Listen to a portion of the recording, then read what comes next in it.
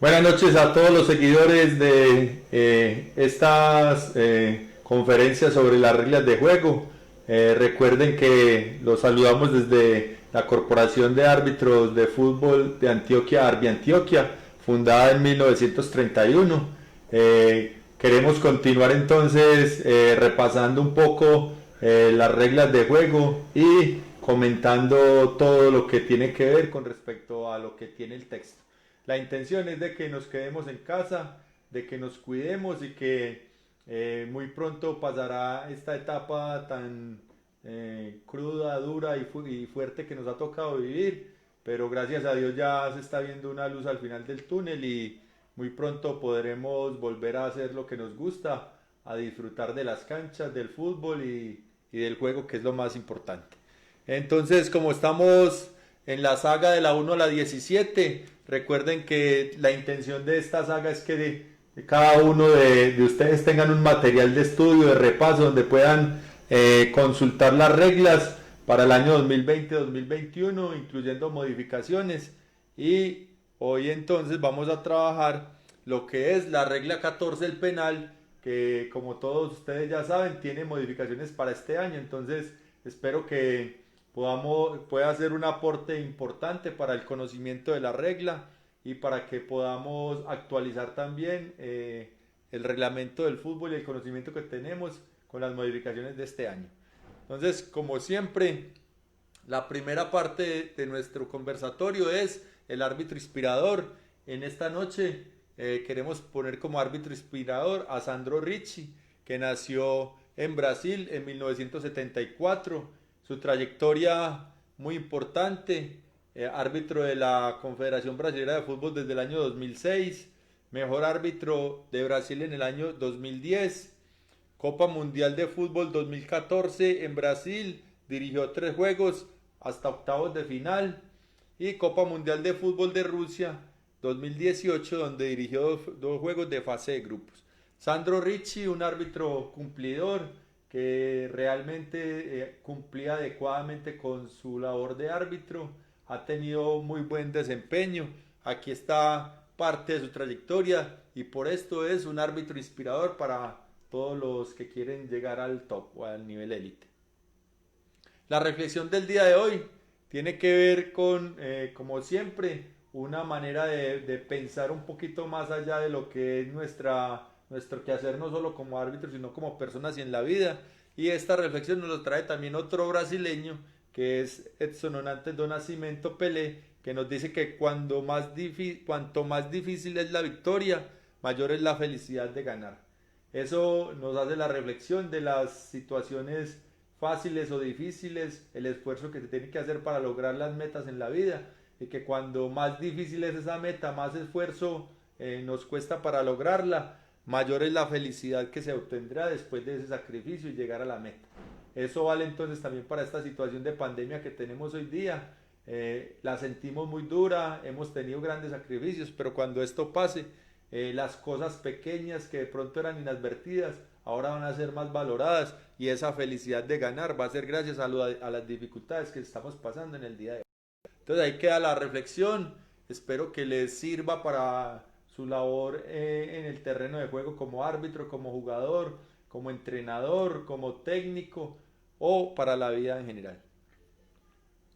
El objetivo entonces de la charla de hoy, regla 14, tiene que ver con conocer las infracciones relacionadas con esta regla 14, su procedimiento, las infracciones y sanciones y el resumen de la charla. Entonces, muy importante que conozcamos estos 3 aspectos que están en la regla, que tienen importancia máxima porque al ser el penalti, su traducción es la pena máxima. Es muy importante que cumplamos con este procedimiento y hagamos, cumplamos también con las infracciones y sanciones, las hagamos cumplir para que este protocolo, que es tan especial, que nació en el fútbol como una compensación a un esfuerzo de llegar hasta esta zona cerca a la meta y ser objeto de una infracción, el árbitro garantice, el equipo arbitral garantice que esas condiciones estipuladas en la regla sean favorables para el equipo que va a ejecutar el cobro. Entonces, muy importante entonces este objetivo. Empezamos entonces con la introducción de la regla y nos dice que se considera un penal siempre que un jugador cometa una infracción sancionable con tiro libre directo. Entonces ahí ya tenemos dos aspectos muy importantes, que es un jugador. Ya sabemos que el jugador dentro de su propia área, una falta para tiro libre directo va a ser sancionada con un penalti. Puede ser dentro de su área penal, que es lo normal, lo típico y lo que ha sucedido históricamente. Hasta hace 4 años, hasta hace 2 años, perdón, todas las faltas debían ser cometidas dentro del área penal para ser penalti. O ahora se incluyó el de fuera del terreno de juego como parte del juego.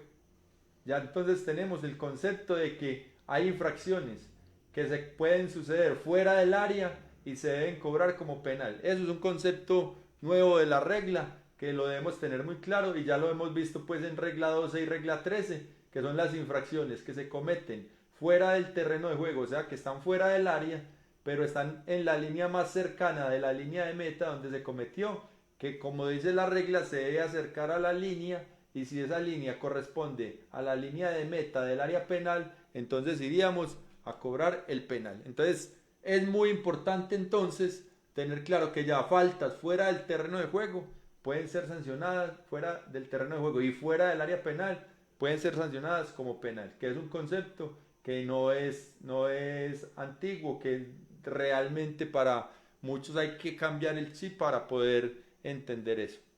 Y también nos dice en la introducción que se podrá marcar gol directamente del tiro penal. Mucho cuidado con esta primera parte que dice se podrá. Se podrá es una opción, no es una obligación. Si dijera se tendrá o solamente, tendría que ser directamente desde el punto penal. Está diciendo que se podrá, lo que nos permite hacer un penal sin cobrar directamente y que el gol sea válido, que lo podemos revisar más adelante en las situaciones de juego. Entonces ahí está la introducción de lo que es la regla 14 del penal con los 3 ítems más importantes. El numeral 1 de la regla 14 entonces nos va a hablar del procedimiento. El procedimiento nos va a decir a los árbitros y a todos los que participan del juego cómo se debe ubicar todo el protocolo para la ejecución de un cobro de tiro penal. Entonces lo primero nos dice el balón. El balón nos habla entonces que debe estar inmóvil, o sea, quieto en el punto penal. Una frase muy pequeña, muy sencilla, pero que la tenemos que llevar a la connotación de la regla con un sum mayor. Esta obligación de que deberá, ahí se está obligando, que esté inmóvil, no dice podrá, deberá estar inmóvil en el punto penal, nos obliga a que esta zona del terreno de juego, donde está marcado el punto penal, sea un lugar estable en cualquier condición, antes, durante o después de cobrar, de sancionar un penalti. Esta zona debe estar apta para que se cumpla con este principio de que el balón debe estar inmóvil. O sea que si esta zona tiene un charco, tiene una zona inundada, no se podría cumplir con este ítem. Es un criterio para retrasar un juego hasta que se ponga en orden el punto penal, esté demarcado y que realmente el balón pueda estar inmóvil en el punto penal, que es lo primero que nos dice el procedimiento de regla 14.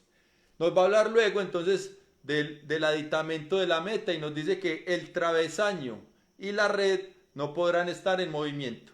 Este travesaño y esta red, igual que los postes, deben estar inmóviles, que venía sucediendo como más bien copiado de lo que hacían en el baloncesto de la NBA, que atrás los aficionados se hacían y movían algún aditamento para distraer al jugador. El guardameta se estaba colgando del travesaño o de la red para que en el momento de la ejecución tuviera algún movimiento que pudiera distraer o perjudicar al ejecutante. Con este numeral ya el legislador nos está diciendo debe estar quieto, debe estar inmóvil, no pueden estar en movimiento y eso lo deben garantizar los miembros del equipo arbitral.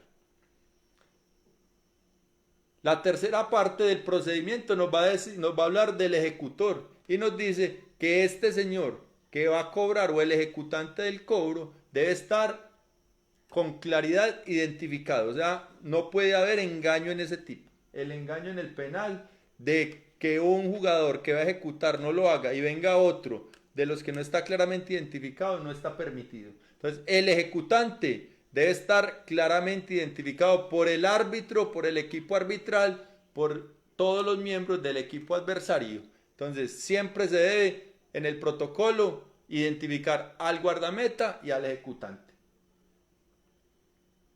Seguimos entonces con el procedimiento y nos va a hablar ahora de este señor que es el guardameta. Y nos dice, el guardameta deberá permanecer. Entonces nos va a decir en el protocolo cómo se debe ubicar al guardameta.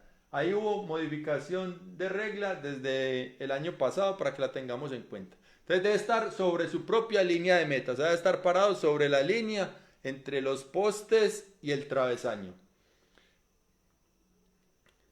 Aquí nos pusieron el aditamento, sin tocar el travesaño ni la red, porque como vimos en el numeral anterior, deben estar inmóviles. Entonces él no puede estar saltando a tocar el travesaño o la red, ya quedó prohibido. Listo, entonces esa circunstancia que estaba sucediendo hasta hace un año con los guardametas quedó prohibida. Debe estar de frente al ejecutor, o sea, este señor debe estar dándole el frente al terreno de juego. No podría estar mirando hacia atrás por estrategia, por manera de engaño, por sacar ventaja, no sé, o por protestar una decisión del árbitro. No se puede permitir que él esté en una situación diferente dándole el frente al terreno de juego. Deberá tener al menos una parte del pie en contacto sobre la línea de meta en el momento del cobro.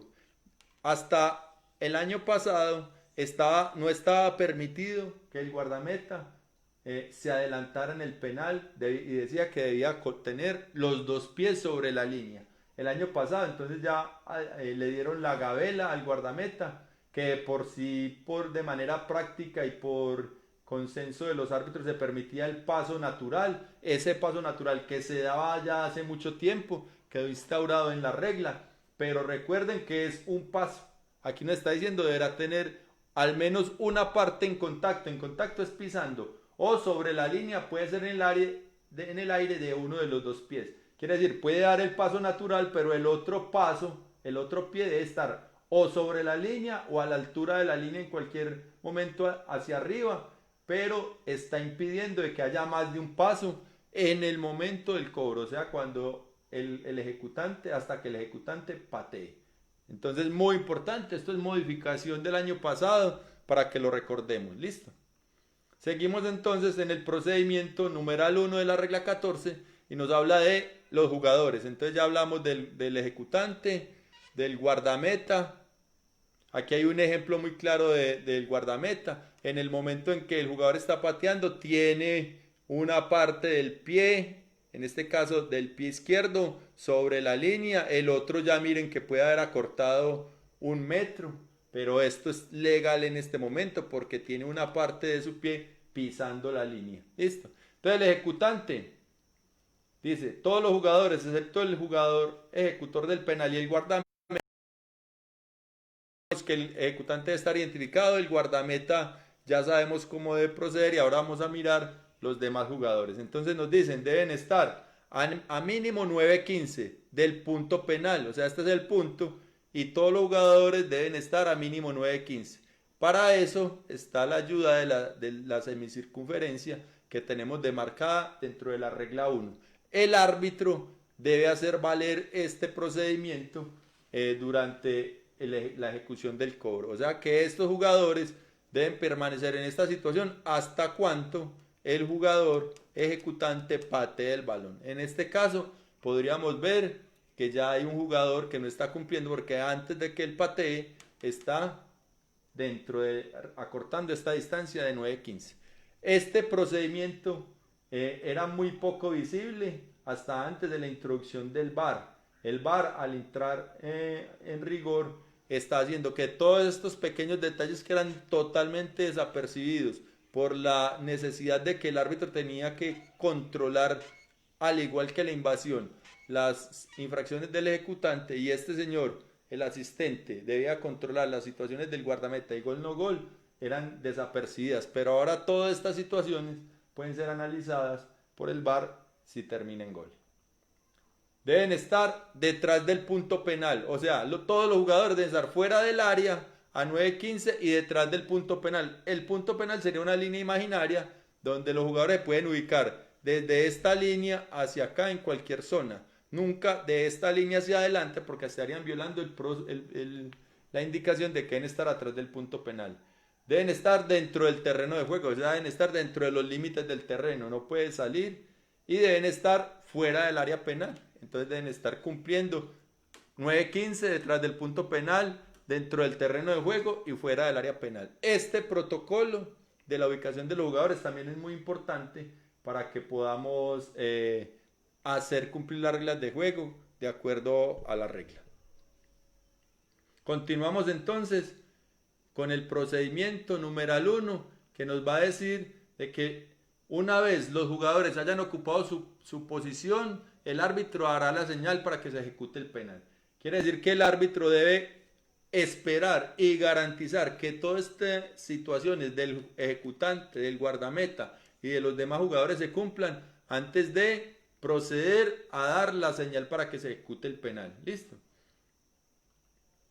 El ejecutor del penal tocará el balón con el pie hacia adelante. Entonces ahí nos está dando dos indicaciones muy importantes. Primero es que debe ser pateado con el pie. Y lo segundo es que el balón se debe jugar hacia adelante. ¿Qué es hacia adelante? La misma línea imaginaria que tenemos, digamos, para ubicar a los jugadores nos sirve de referencia de que todo cuando el balón salga de ahí hacia el frente, diagonal, para un lado, pero no a esta misma línea, está cumpliendo con que se está jugando hacia adelante. Ok, es muy importante eso. Hacia el lado, sobre la línea imaginaria, no está permitido. Este numeral corresponde a esta foto. Se permite golpearlo con el tacón siempre que se mueva hacia adelante. Este es un ejecutante de un cobro de penal. Aquí está el guardameta y él antes del último paso giró y lo patea con el talón, o sea, con el tacón. Está permitido siempre que este balón haga la misma trayectoria hacia el frente. Listo. Esta jugada es especial, hay que tenerla en cuenta, es muy poco común. Yo creo que es más bien desventajosa para el ejecutante, pero si sucede, está estipulado en la regla que está permitido. El balón estará en juego en el momento que se golpee y se desplace con claridad. Entonces estamos hablando de una situación similar a la de regla 3, que el balón estará en juego en el momento en que es pateado con claridad y se desplace con claridad. El mero hecho de pisarlo no quiere decir que está en juego. Tiene que tocarlo y que se mueva, que todos veamos claramente que tuvo un movimiento. Ese es el numeral que nos habla acá. Seguimos entonces con el numeral 1 procedimiento y vamos a mirar unas situaciones especiales. El ejecutante del penal no podrá jugar el balón por segunda vez hasta que lo haya tocado otro jugador. También es un símil a la regla 13, donde nos dicen, este señor que está ejecutando queda inhabilitado por regla para volver a tocar ese balón hasta que este haya sido tocado o jugado por otro jugador, compañero, adversario. Es importante tener en cuenta eso porque hay una situación de juego. En el cobro del penal que es muy común y que mucha gente la desconoce, y es cuando el ejecutante patea el balón, rebota del poste y sin tocar al guardameta o a ningún otro jugador vuelve y le cae a él y él convierte. En ese caso se cobrará tiro libre indirecto por violar este inciso de la regla, porque está diciendo que no podrá jugar el balón por segunda vez hasta que lo haya tocado otro jugador. ¿Qué hace el árbitro? Cobra un tiro libre indirecto a favor del equipo del guardameta porque este jugador azul jugó el balón 2 veces.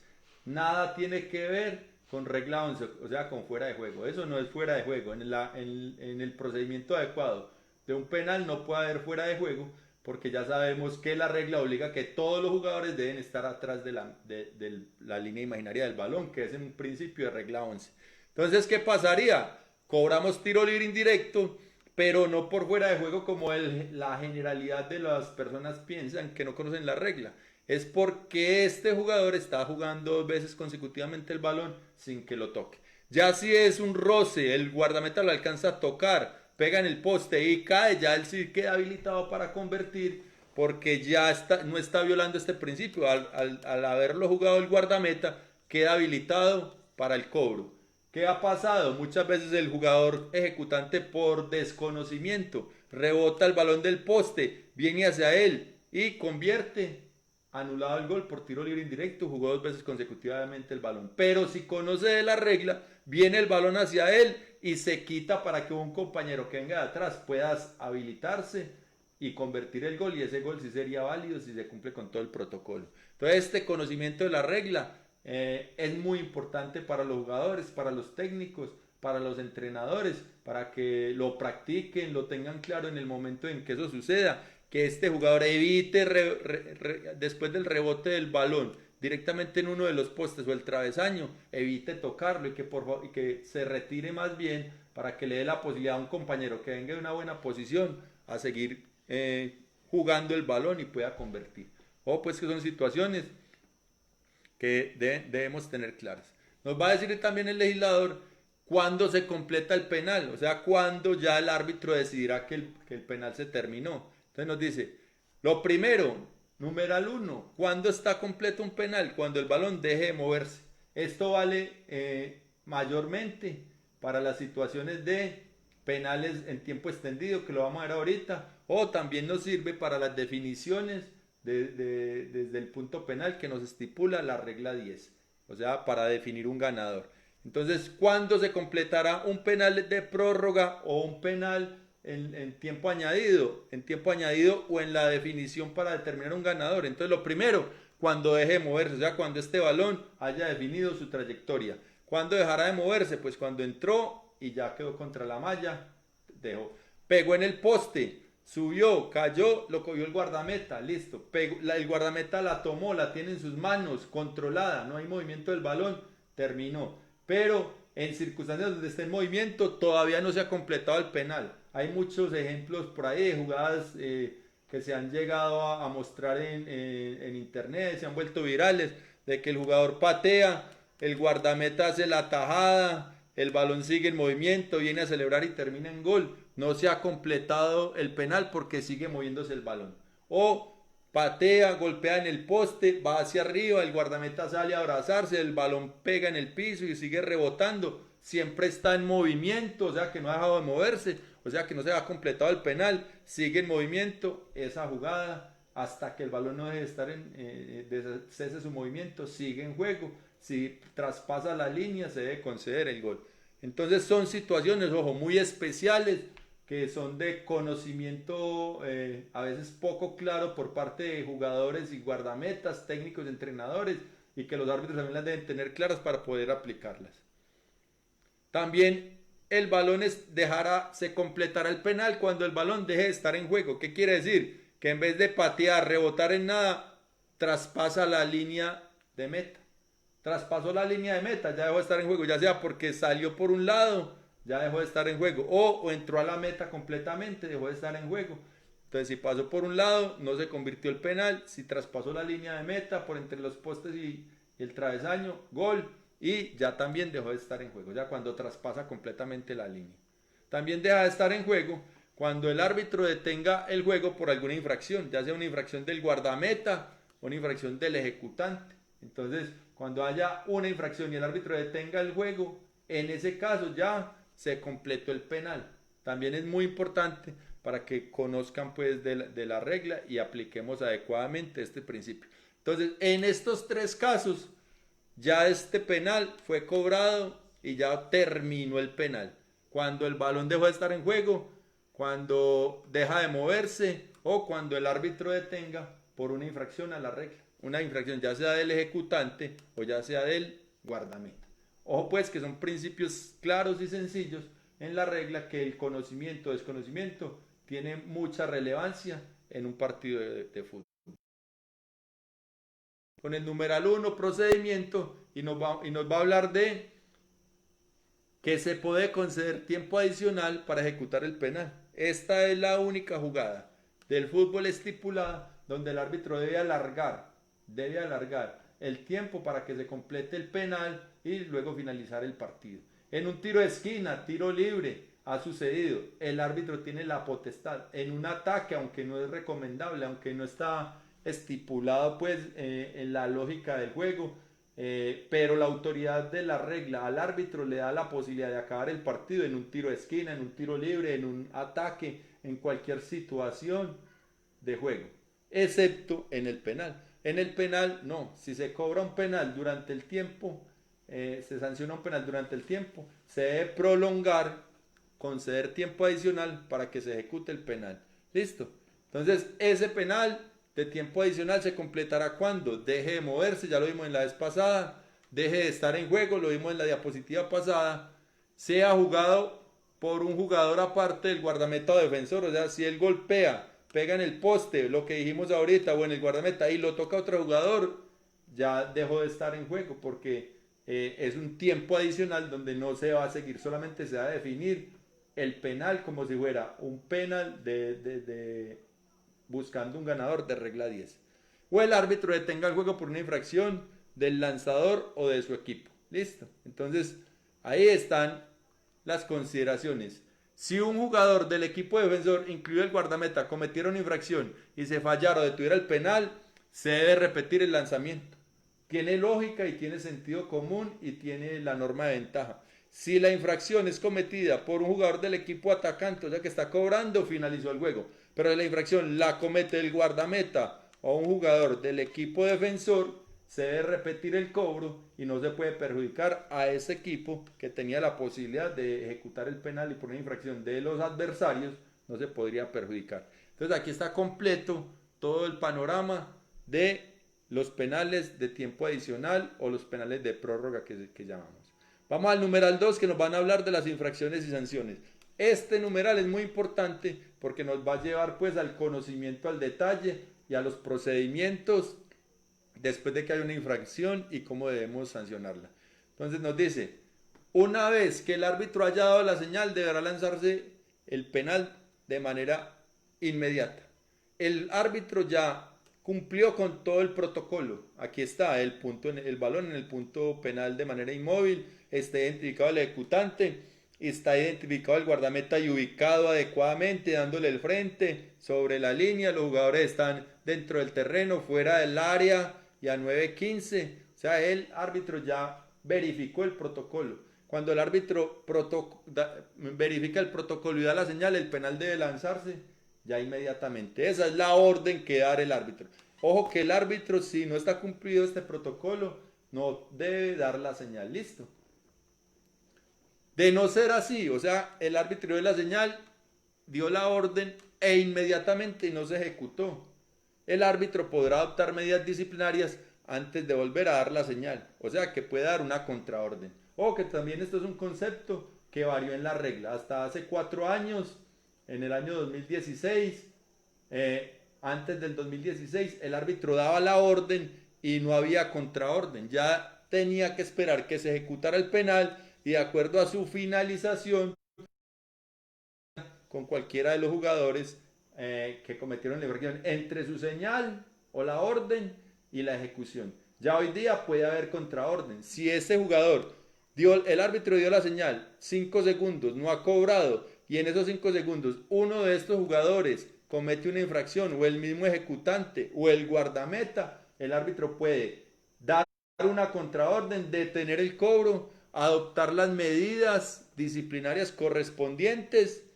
Disciplinarias porque técnicos no, porque no se ha ejecutado el penal. Tenemos que, por regla 13, tomar medidas. Cuando hay una medida disciplinaria se puede tomar y se reanuda conforme a la regla, en este caso el penal, y luego volver a dar la orden o una contraorden para que se ejecute el penal después de la medida disciplinaria. Un concepto que también ha sido cambiado en la regla para los árbitros que llevan muchos años. Es muy poco común hacerlo, pero ya tienen la potestad, deben meter el chip de que ya cambió, de que se puede dar la contraorden, tomar la medida disciplinaria, luego volver a ubicar, cumplir con el protocolo y dar nuevamente la orden. Seguimos entonces con el numeral 2, infracciones y sanciones. Nos habla entonces, si antes de que el balón esté en juego se produce alguna de las siguientes situaciones, deberá procederse como se indica a continuación. Entonces nos va a hablar antes de que el balón esté en juego. Entonces nos dice, si el ejecutante o un compañero infringen las reglas de juego, entonces el balón entra en la meta, se repetirá el penal. Entonces el árbitro debe estar muy atento. Si el ejecutante o un compañero infringen las reglas de juego, entra en la meta, no se puede pagar el gol, ya que viene precedido de una infracción del jugador o del equipo que está cometiendo la infracción. Por eso el penal se debe repetir. Si el balón no entra en la meta, o sea, es desviado o atajado, se reanudará con un tiro libre indirecto. Ojo pues que es muy importante porque esta connotación tiene que ver con la ventaja.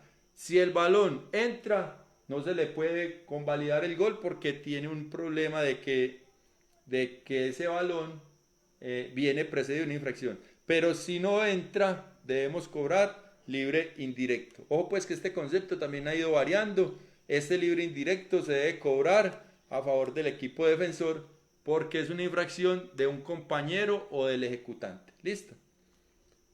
Seguimos con el numeral 2. Se reanudará con un tiro libre independiente de que haya marcado gol o no gol, sí. Entonces, ¿cuándo? Lo primero, si el penal se ejecuta hacia atrás, está el balón acá, ya vimos que es obligación que se juegue hacia adelante. Si cobra hacia atrás, no hay nada que hacer, gol o no gol, libre indirecto. Porque se puede ejecutar hacia atrás y que un compañero venga y convierta, libre indirecto. Listo, ojo que todas estas son de libre indirecto. Es ejecutado por un jugador diferente al designado. O como ya tenemos en el protocolo que es obligación tener identificado al ejecutante, si cualquier otro compañero diferente a él viene y ejecuta, libre indirecto, y en esta le ponemos un aditamento adicional que es se amonestará al lanzador del penal. Ojo que no se amonesta al que estaba identificado como ejecutante, sino al que vino a patear por él. Listo. El ejecutor finta al golpear el balón tras haber finalizado la carrera. Entonces, ojo que es muy importante. Este concepto, al haber finalizado la carrera, nos está hablando del último paso. Eso es lo que popularmente se conoció anteriormente como la paradiña, que era el jugador en el último paso frenaba, esperaba que el guardameta se jugara uno de los dos lados y fácilmente convertía al lado contrario. Eso fue válido durante muchos años, pero desde hace aproximadamente 12 años fue retirado esa posibilidad de la paradiña. Fintar en el último paso está prohibido. Dice si se permite fintar durante la carrera, o sea, no en el último paso, pero en la trayectoria hasta antes del último paso puede fintar y eso está permitido. Si el ejecutante no cumple con este principio y hace una finta tras haber finalizado la carrera, debe ser amonestado. Entonces es muy importante ese concepto de amonestación porque nos está sumando la infracción que se va a cobrar tiro libre indirecto y la amonestación, porque en regla 5 enseguida cuando haya infracción del guardameta vamos a ver que se debe cobrar la más grave y al tener una sanción disciplinaria y técnica es más grave que el guardameta que podría tener una decisión técnica nada más.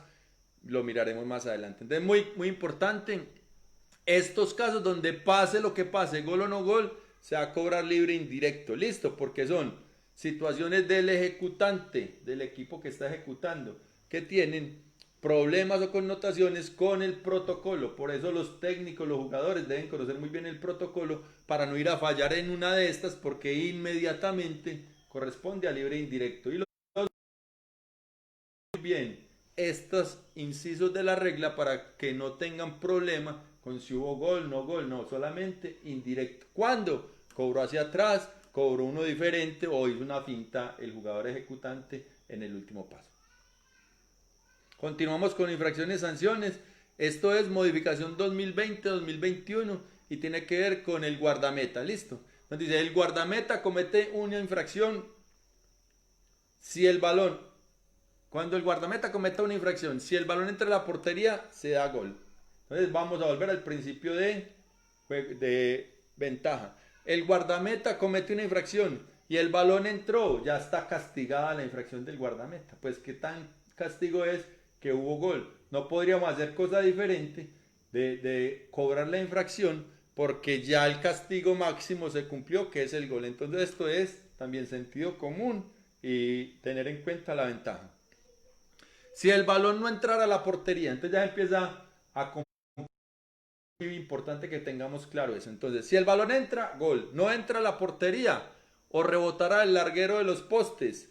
Únicamente se repetirá el tiro si el guardameta influye claramente en el lanzador. Ojo que este es un criterio también nuevo e importante.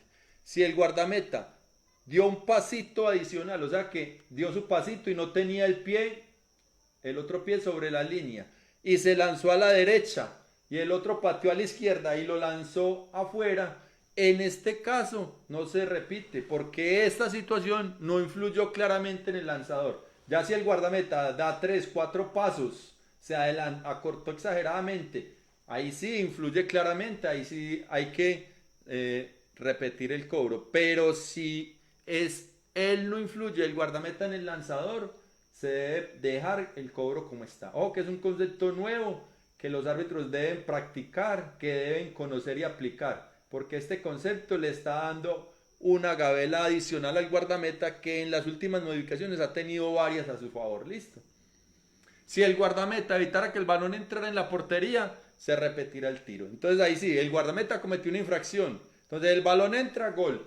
El balón no entra, pero el guardameta no influyó en que no entrara. Fue que el otro tiró al lado contrario sin tener una influencia del guardameta. Se deja así. Pero si el guardameta evita, o sea, ataja el penal, en ese caso, sí, hay que repetir el penal porque esa infracción del guardameta está llevando a que se evite el gol. Entonces mire que es un concepto nuevo, es modificación 2020-2021, no ha pasado, tendríamos que esperar a que pase.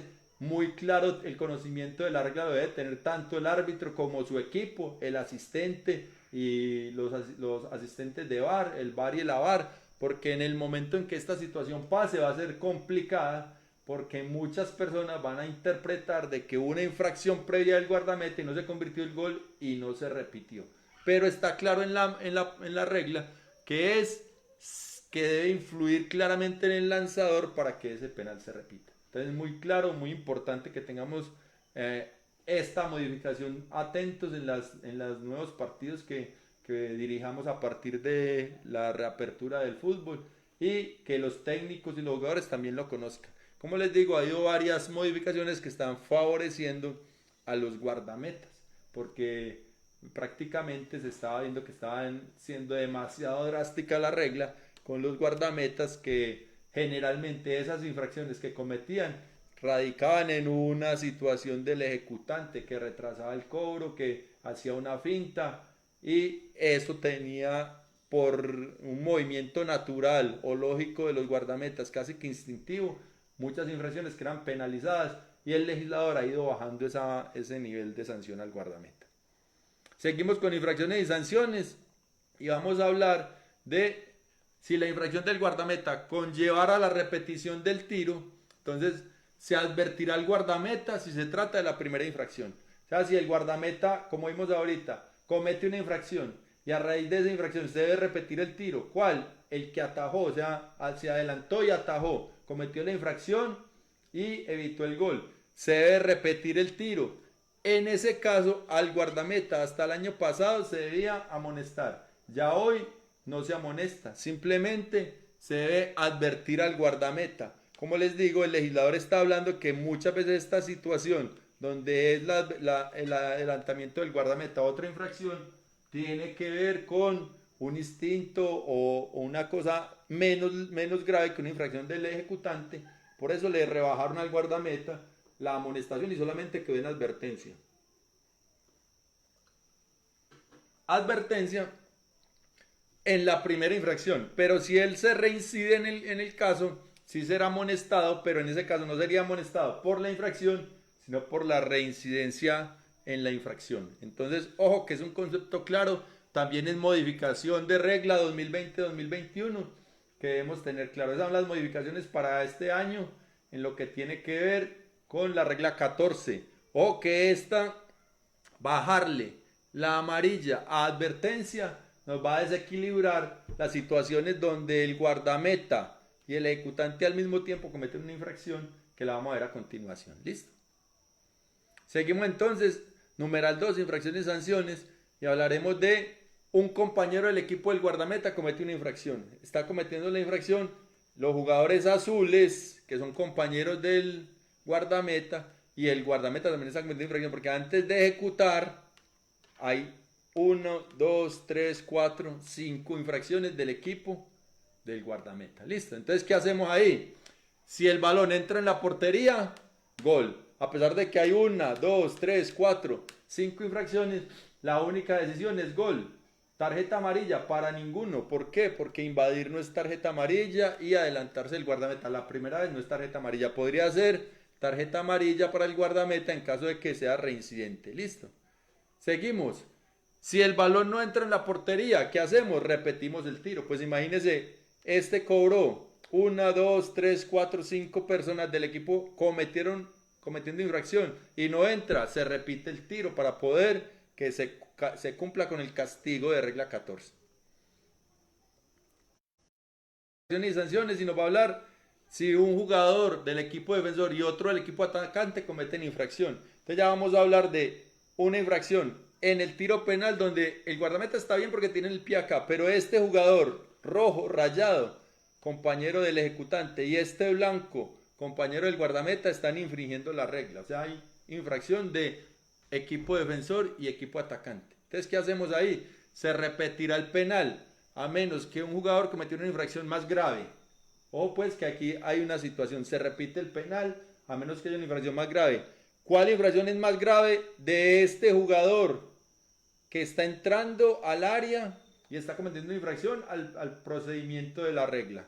O este jugador que, digamos, hizo una finta antirreglamentaria, que además de eso es tarjeta amarilla. Entonces, por regla 5, la infracción más grave se cobraría. Entonces, la invasión de este sería repetir el penal. La infracción de este, si es gol, repetir el penal. Pero la de este conlleva tarjeta amarilla. Entonces, ahí cobraríamos la más grave según regla 5 y entonces deberíamos cobrar el tiro libre indirecto porque este hizo una finta, porque este engañó y este solamente, y es tarjeta amarilla y este solamente invadió. Ojo que es un concepto también poco usual en la regla, que el día que pase vamos a tener dificultades por el desconocimiento generalizado de la regla, pero ya los árbitros aplican la regla y ya quien lo nombró tendrá la obligación de justificar esto o buscar la regla para que eso quede claro. Pero es muy importante pues este concepto que también llegó a la regla y hay que aplicarlo. También seguimos entonces cuando tanto el guardameta como el lanzador cometen infracción al mismo tiempo, entonces tiene la misma característica que les acabé de decir. Se amonestará al lanzador y se reanudará el juego en tiro libre indirecto porque el adelantamiento del guardameta solamente tiene la connotación técnica más no disciplinaria, pero la del ejecutante tiene técnica disciplinaria, entonces sería más grave la del ejecutante. Por esta razón se reanudará con tiro libre indirecto a favor del guardameta. Similares, son un poquito son salidos de la lógica que siempre teníamos, que cuando cometían los dos equipos infracción siempre se repetía el cobro. Ahora esto es nuevo y debemos implementarlo y aplicarlo. Seguimos con numeral 2, infracciones y sanciones, y nos vamos a hablar de después del lanzamiento. Entonces, si tras el lanzamiento el ejecutante volviera a tocar el balón antes de que lo toque otro jugador, ya dijimos, está prohibido que lo toque hasta que sea jugado por otro jugador. ¿Qué hacemos? Se considera libre indirecto por jugar 2 veces el balón, excepto libre directo si del rebote cae el balón y él lo juega con la mano. También hablamos de la gravedad de las faltas simultáneas y sabemos que jugar el balón con la mano es libre directo y tocarla por segunda vez es libre indirecto. Entonces en ese caso cobramos libre indirecto por tocarla con la mano. Ojo pues que son conceptos que ya lo hemos visto en regla 12 y en regla 13 y se repiten en regla 14. Seguimos entonces con infracciones y sanciones y nos dice: si un agente externo tocara el balón cuando este se mueve hacia adelante. Entonces aquí el agente externo, es muy importante que hagamos un recordéis ahí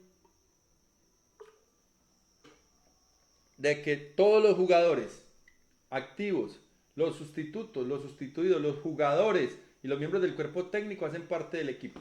Entonces, todos esos de los dos equipos no son agentes externos. De fuera de esos, todos son agentes externos. Listo. Entonces, si un agente externo toca el balón en dirección a la meta, o sea, entre el punto penal y la dirección a la portería, ¿qué hace? Entonces, se repetirá el tiro, a menos que el balón vaya a entrar a la portería y la interferencia no impida que el guardameta o un defensor juegue en el balón. También es un concepto que cambió. Un cuerpo extraño o una interferencia externa toca el balón, pero el balón sigue a la meta y entra a la meta, se debe dar gol, ya lo habíamos visto. Y en el penal también cambió. Siempre pensábamos, agente externo, detengo y reanudo repitiendo el penal. Pero ya me está diciendo, si tocar el balón, este guardameta viene para acá, aquí ingresa un agente externo, toca el balón y sigue y entra, ya eso no está interfiriendo con el guardameta, porque el guardameta ya está jugado. En el momento en que toque aquí el cuerpo extraño, este guardameta ya estaría por acá. Eso no impediría o no interferiría en el guardameta. En ese caso, toca el cuerpo extraño y entra, gol, listo. Se repetirá el tiro si de pronto el balón venía para acá, toca el objeto extraño y el guardameta venía para acá, pues ya interfirió, ahí sí se repite el tiro. Listo, muy claro. Lo segundo es, a menos que el equipo atacante sea responsable de la interferencia. ¿Qué quiere decir eso? Mandaron, no se pudo comprobar que mandaron a un recogebolas a que lo hiciera a propósito. Entonces ahí ya se cobraría porque sería responsabilidad del equipo atacante. En ese caso, entonces se cobraría, se repetirá el cobro, pero porque se pudo comprobar que sería muy difícil pues de comprobar una situación de esas. Seguimos entonces, infracciones, sanciones. Si después de que el balón va a la meta y regresa rebotando del poste, del travesaño o del guardameta y es tocado por un agente externo, ¿qué hacemos? El árbitro reanudará el juego con un balón a tierra. ¿Por qué? Porque ya el equipo del equipo atacante, el jugador atacante y su equipo tuvieron la posibilidad de convertir. No convirtieron, el balón rebotó al campo. Seguiría en juego. Tocó un cuerpo extraño, se aplica pues lo de las reglas anteriores. Un agente externo se debe dar balón a tierra. Listo. En ese caso, el balón a tierra ya sabemos que dentro del área se le da al balón a tierra, como ya no hay disputa, como ya no es un balón neutral, se le debe entregar a un jugador. ¿A quién se le entrega? Los balones a tierra dentro del área se le entregarían a favor del guardameta. O sea, un balón a tierra y se le entrega al guardameta. Los demás a 9.15 o fuera a 4 metros o fuera del terreno de juego. Ojo pues que esto también tiene su connotación de modificación desde el año. Sería un balón a tierra a favor del guardameta. Seguimos entonces con infracciones y sanciones, numeral 2, y nos van a hablar de un resumen de todo lo que acabamos de hablar, que está en la regla, que lo deben conocer y que los árbitros lo deben tener muy pendiente. Entonces miramos, resumen, adelantamiento de un atacante. Si hay gol, ¿qué hacemos? Se repite. Si no es gol, libre indirecto. Adelantamiento del defensor, es un recorderis de lo que hablamos. Se adelantó el defensor, si es gol, gol, ya quedó castigado. Si no es gol, se repite. Adelantamiento de un defensor y un atacante, gol, se repite. No es gol, se repite. Listo, solamente en el caso que hablamos ahorita, lo dejamos como estaba. Infracción del guardameta, gol, gol, ya quedó castigado. No es gol, no detenido, no se repite a menos que influya en el ejecutante, ya lo hablamos ahorita. O es detenido, se repite y advertencia para el guardameta y amonestación si reincide. Entonces aquí está el resumen de la modificación. Guardameta y ejecutor infringen al mismo tiempo y es gol, libre indirecto y amonestación. No es gol, libre indirecto y amonestación al ejecutante. Por regla 5 ya sabemos la gravedad de la falta. Balón golpeado hacia atrás, libre indirecto y libre indirecto en ambos casos. Ya está en la regla también. Falta antirreglamentaria, libre indirecto y amonestación. En el último paso, perdón, finta y reglamentaria. Libre indirecto y amonestación si es gol. Libre indirecto y amonestación si no es gol en ambos casos. Y Ejecutante no designado, libre, indirecto y amonestación al ejecutante, libre, indirecto y amonestación al ejecutante. Aquí está el resumen de lo que vimos entonces en la tarde de hoy en los comentarios a las reglas. Muy importante este resumen, pero hay que conocer las consideraciones adicionales porque hay algunas que de pronto, como en este caso, tiene connotación adicional. Hasta aquí lo que es la regla 14 comentada. Recuerden que tenemos la posibilidad pues de hacer comentarios, preguntas, cualquier inquietud en los comentarios, con gusto les daremos respuesta. En la saga de la 1 a la 17, entonces próximamente tenemos la regla 15, empezamos con las reanudaciones de saque de banda, meta y esquina. La próxima semana veremos regla 15, el saque de banda, y en la regla miraremos el procedimiento y las infracciones y sanciones que están estipuladas en esta regla 15. Les agradecemos mucho a todos por estar atentos a este conversatorio sobre las reglas. Recuerden que la intención es que nos quedemos en casa, que conozcamos un poquito más, que recordemos un poquito más, que tengamos en cuenta las modificaciones para el año 2020-2021.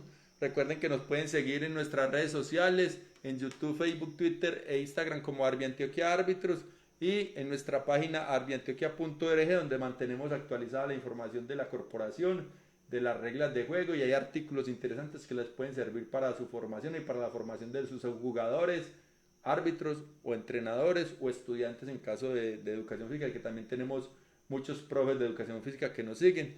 Muchas gracias a todos por la atención.